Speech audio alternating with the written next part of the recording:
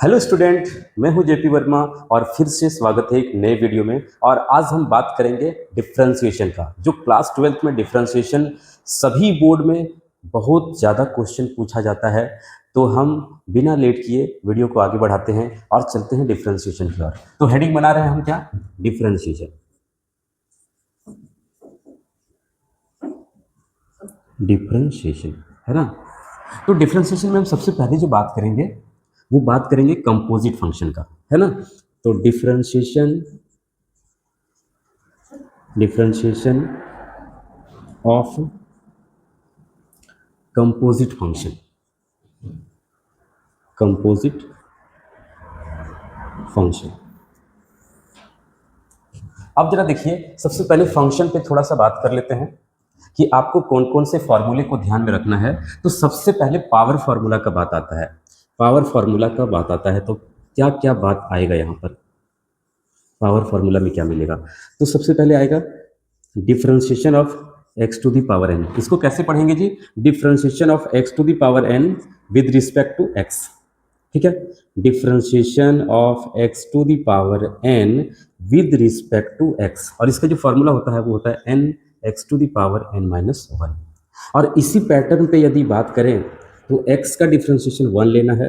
ठीक है, एक्स का differentiation one, root under x का differentiation one by two root x लेना है। बात करूं वन बाय एक्स का तो यहाँ पर minus one bye x square लेना है। ठीक है, यदि बात करूं कांस्टेंट का डिफरेंशिएशन, तो कांस्टेंट का डिफरेंशिएशन जो होता है वो होता है जीरो। ठीक है, तो कितना फॉर्मूला आया? वन टू थ्री फोर, और एक चलो ये फाइव आ जाता है पावर फार्मूला पर आधारित यदि बात करूं तो। ठीक है, तो ये हुआ पावर फार्मूला से रिलेटेड। इसके बाद आपके पास आएगा ट्रिगोनोमेट्रिक फंक्शन का। ट्रिगोनोमेट्रिक फंक्शन का डिफरेंशिएशन क्या मिलेगा? तो पहला तो मिलेगा साइन एक्स। साइन एक्स का क्या मिलेगा? Cos x. ठीक है, कॉस एक्स का जो मिलेगा माइनस साइन एक्स। ठीक है, टेन एक्स का जो डिफरेंशिएशन होना है वो हो जाएगा सिक स्क्वायर एक्स। ये आपको फॉर्मूला याद रखना पड़ेगा। कॉसिक एक्स का जो डिफरेंशिएशन होता है वो होता है minus cosec X into cot X. ठीक है, सिक एक्स का डिफरेंशिएशन हो जाएगा sec X into tan X, ये आपको याद रखना है।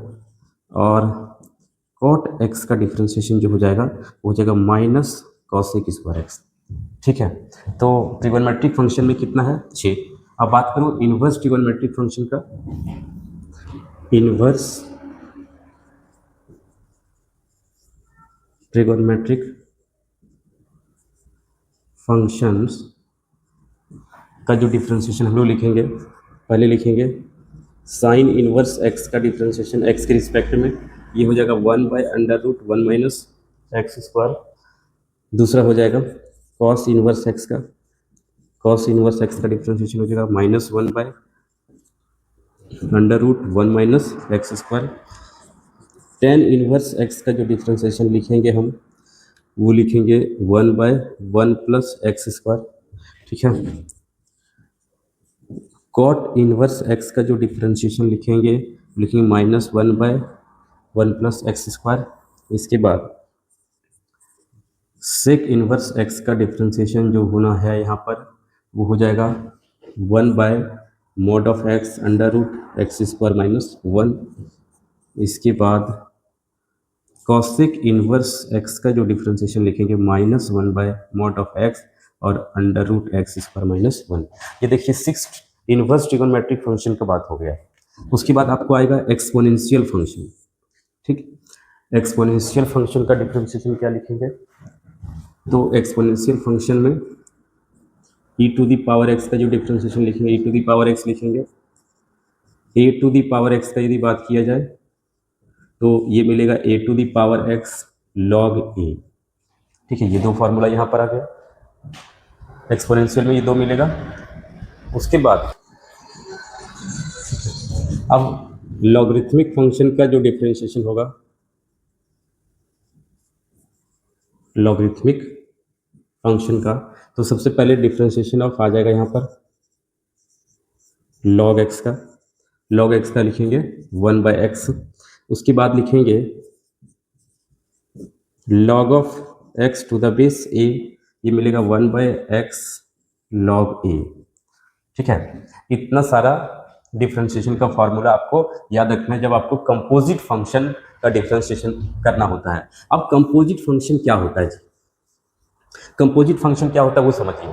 कंपोजिट मतलब होता है दो या दो से ज़्यादा फंक्शन का कंपोजिशन, मतलब कि एक से ज़्यादा फंक्शन दिखेगा। एग्जाम्पल के थ्रू समझिए, मान लेते हैं एक फंक्शन है साइन एक्स, दूसरा फंक्शन है e⁻x, तीसरा फंक्शन है लॉग एक्स। ये तीन फंक्शन को हम आपस में मिलाएंगे।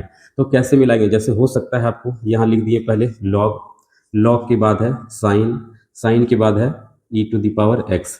तो यहाँ क्या देखने को मिला? पहला फंक्शन, दूसरा फंक्शन, तीसरा फंक्शन एक ही फंक्शन में मिला हुआ। तो ऐसे फंक्शन को हम लोग बोलते हैं क्या? Composite function. अब जितने फंक्शन हैं वो आपस में कंबाइन होगा। अब जैसे मान लेते हैं एक एग्जांपल, और यहाँ हम लिखें साइन इनवर्स एक्स, दूसरा लिखें e⁻x, तीसरा लिख दें 10x। ठीक है, अब इन तीनों को मिक्स करना है, पहले नंबर पर इसको रखना है, दूसरे पर इसको और तीसरे पर इसको। तो क्या लिखेंगे? साइन इनवर्स और x की जगह e⁻10x ऐसा लिख सकते हैं, साइन इनवर्स e⁻10x। तो यहाँ क्या फंक्शन हो गया? पहला, दूसरा, तीसरा। तो इस तरह से जो कंपोज करके, ये मिला करके जो बनाया हुआ फंक्शन होता है उसको हम लोग बोलते हैं क्या? Composite function. यहाँ देखने को मिल रहा है कि तीन फंक्शन आपस में कंबाइन होकर के एक फंक्शन बनाया है, उसको बोलते हैं, ऐसी फंक्शन को बोलेंगे क्या? Composite function. तो इसी फंक्शन के डिफ्रेंशिएशन को हम लोग बनाएंगे। तो कैसे बनाया जाता है? तो उसके लिए होता है चेन रूल। कंपोजिट फंक्शन को जो डिफ्रेंशिएट किया जाता है वो किया जाता है किस रूल से? तो चेन रूल से। ठीक है, चेन रूल क्या कहता है? मान लेते हैं आपके पास पहला फंक्शन, इसके बगल में दूसरा फंक्शन, इसके बगल में तीसरा फंक्शन, चौथा फंक्शन, इस तरह से है। तो पहला फंक्शन जो डिफरेंशिएट होगा वो दूसरे के रिस्पेक्ट में होगा, दूसरा तीसरे के रिस्पेक्ट में होगा, तीसरा चौथे के रिस्पेक्ट में होगा। ठीक है, इस तरह से एक फंक्शन दूसरे के रिस्पेक्ट में, दूसरा फंक्शन तीसरे के रिस्पेक्ट में, तीसरा फंक्शन चौथे के रिस्पेक्ट में, और इस तरह से जितना फंक्शन रहेगा हम लोग एक एक चेन बनाते जाएंगे। हाँ, एग्जाम्पल से समझिए क्या होता है। तो हमारे पास एग्जाम्पल है, और ये हमारे पास यहाँ पर बुक जो है वो RS अग्रवाल का है, RS अग्रवाल का बुक है। और यहाँ पर जो डिफ्रेंशिएशन चालू हुआ है वो एक्सरसाइज 10A से चालू हुआ है। ठीक है, तो एक्सरसाइज 10A का हम हेडिंग यहाँ लगाते हैं। आप देखिए, एक्सरसाइज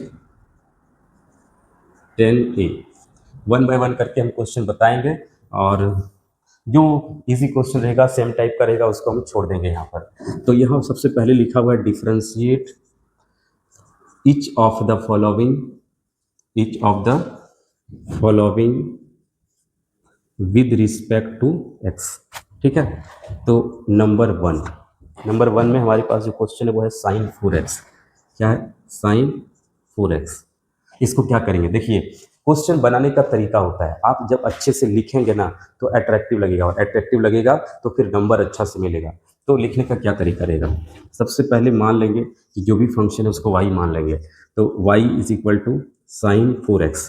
अब यहाँ देखने को आपको मिल रहा है कि ये फंक्शन, यहाँ पर दो फंक्शन है, पहले साइन आया और फिर आया 4x, है ना।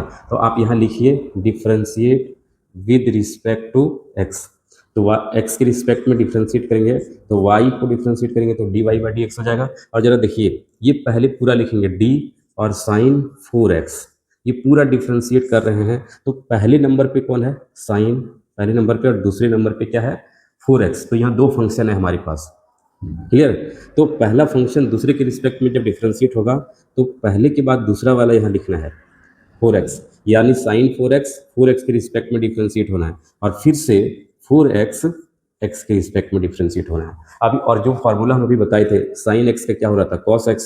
तो यहाँ कॉस और 4x है तो 4x डालना है, इंटू करके 4x में जो कॉन्स्टेंट आता है वो बाहर हो जाता है, और अंदर में कौन बचेगा? अंदर में बचेगा यहाँ पर x।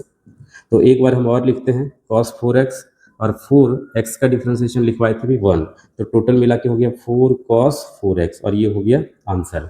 इस तरीके से फिर से क्वेश्चन लेते हैं नंबर 2 में। नंबर 2 में जो क्वेश्चन बता रहा है वो है cos 5x। cos 5x, तो जो भी फंक्शन दिया रहता है उसको क्या मान लेंगे? y is equal to cos 5x लिखेंगे, differentiate with respect to x, क्या हो जाएगा? dy/dx। पूरा लिखेंगे d cos 5x, same pattern बनाएंगे यहाँ पर, और डी 5x, फिर से डी 5x, और नीचे में dx। क्या हो जाएगा फॉर्मूला कॉस, नीचे वाले को भूल जाना है, एकदम दिमाग नहीं लगाना, ऊपर में देखना है। फिर कॉस का डिफ्रेंसिएशन क्या होता है, माइनस साइन, और 5x है तो 5x डाल दीजिए। 5x में 5 कांस्टेंट है, बाहर रहेगा, और x का 1, टोटल मिला के क्या हो गया, -5 साइन 5x। ये हो गया आंसर। तो इस तरह से आप क्वेश्चन बना सकते हैं। अब हम दूसरे पैटर्न के क्वेश्चन पर चलते हैं। दूसरे टाइप का क्वेश्चन क्या है, दूसरा टाइप का क्वेश्चन है, यहाँ पर क्वेश्चन है 1 2 3 में एक ही जैसा है, 4 में है कॉस एक्स क्यू। तो जो दिया रहता है क्या मानेंगे, y, और ये है कॉस एक्स क्यू। कितना फंक्शन है यहाँ पर, तो एक कॉस है और दूसरा एक्स क्यू, इसका मतलब इसको दो बार में खत्म करना है। Differentiate with respect to x, क्या हो जाना है, d y by d x. जो रहेगा टोटल लिखो पहले, कॉस एक्स क्यू, पहला फंक्शन दूसरे के रिस्पेक्ट में, तो ये हो जाना है एक्स क्यू, और फिर से एक्स क्यू का डिफ्रेंसिएशन किसके रिस्पेक्ट में, फाइनली एक्स के रिस्पेक्ट में। कॉस का क्या होता है, माइनस साइन, एक्स क्यू है तो एक्स क्यू डालिए। एक्स क्यू का क्या हो जाएगा, पावर जो है सामने आ जाएगा, और जितना पावर है उसमें एक घट जाएगा तो हो जाएगा 2। तो फाइनली कितना हो जाएगा, -3x² साइन एक्स क्यू। ये हो गया आंसर। देखिए बहुत आसानी से बनता है, ठीक है। इसके बाद 5 नंबर का क्वेश्चन है, कॉट स्क्वायर एक्स। क्या करेंगे, जो भी दिया रहेगा y मानेंगे, y इज इक्वल टू क्या, कॉट स्क्वायर एक्स। इसको लिखेंगे differentiate with respect to x, क्या हो जाएगा, dy बाई dx। तो पहले जो है सब लिखेंगे कॉट स्क्वायर एक्स बाय, देखिए पहले पावर आएगा, यहाँ पर पहले पावर आएगा, दूसरे नंबर पर आएगा कॉट एक्स, और फिर से कॉट एक्स का x के रिस्पेक्ट में। क्लियर, तो यहाँ लिखेंगे कॉट एक्स का स्क्वायर है, पावर है, तो पहले लिखेंगे 2 कॉट एक्स। देखिए पावर फॉर्मूला काम किया यहाँ पर, और फिर कॉट का क्या हो जाएगा, माइनस कॉसेक स्क्वायर एक्स। तो टोटल मिला के -2 cot x into cosec square x, ये हो जाएगा आंसर। 6 नंबर का क्वेश्चन इसी टाइप का है, 7 का बनाते हैं हम। 7 में लिखता है कॉट अंडर रूट एक्स। तो जो दिया रहेगा क्या मानेंगे, y इज इक्वल टू क्या हो जाना है, कॉट रूट एक्स। लिखेंगे differentiate with respect to x, d y by d x, है ना। तो जो दिया रहता है सब पूरा लिख देते हैं पहले, कॉट रूट एक्स। देखिए पहला फंक्शन कॉट है, दूसरा रूट एक्स है, तो पहला दूसरे के रिस्पेक्ट में होगा, तो नीचे में आएगा डी रूट एक्स, फिर ये वाला ऊपर जाएगा, और नीचे में क्या लिखेंगे, डी एक्स, है ना। कॉट का क्या होता है, minus cosec square x, x की जगह पर जो है लिख देंगे। देखिए नीचे वाला भूल जाते हैं, नीचे वाले के बारे में दिमाग नहीं लगाते हैं। रूट एक्स का क्या लिखे थे हम लोग, 1/2 रूट एक्स। तो फाइनली क्या हो गया, -1/2 रूट एक्स और कॉसेक स्क्वायर रूट एक्स, ये हो गया आंसर। बड़ी आसानी से सब बनता है। नेक्स्ट क्वेश्चन की ओर चलते हैं। नेक्स्ट है 8 नंबर, अंडर रूट 10x। तो जो दिया रहेगा उसको क्या मानेंगे, y। तो ये हो गया 10x, इसको क्या करना है, differentiate with respect to x। क्या लिखेंगे, dy बाई dx, पूरा लिखना है, रूट अंडर 10x और डिवाइडेड बाय, इस बार क्या आएगा, किसके रिस्पेक्ट में, 10x, फिर यही वाला 10x ऊपर जाएगा, और बाय क्या, dx। पैटर्न समझ में आ रहा होगा। चेन रूल में क्या हो रहा है, एक फंक्शन के बाद एक फंक्शन आ रहा है। अब देखिए रूट वाले को हम लोग क्या लिखते थे, 1/2 रूट एक्स लिखते थे, एक्स की जगह पर 10x है तो 10x लिखिए, है ना। 10x का फिर से क्या हो जाएगा, सेक स्क्वायर एक्स। तो टोटल मिला के sec square x by 2 under root 10x, ये हो गया आंसर। बड़ी आसानी से सब निकलेगा। अब जरा देखिए 9 नंबर बोलता है, 9 नंबर क्वेश्चन है यहाँ पर, 5 + 7x, 5 + 7x to the power 6। तो जो दिया रहता है क्या मानते हैं, y, 5 + 7x to the power 6। Differentiate कीजिए, differentiate with respect to x, क्या हो जाएगा, dy बाई dx। पहले तो पूरा लिखेंगे जो दिया हुआ है, सो 5 + 7x पर पावर कितना, 6। इस बार पावर फार्मूला पहले रहेगा तो 6 पावर के तौर पर खत्म हो गया, दूसरा आएगा क्या नीचे, 5 + 7x, फिर से ये 5 + 7x। देखिए जो भी जोड़ में रहे, घटाव में रहे, गुणा में रहे, भाग में रहे, वहाँ सीधा लिखेंगे क्या, नीचे dx।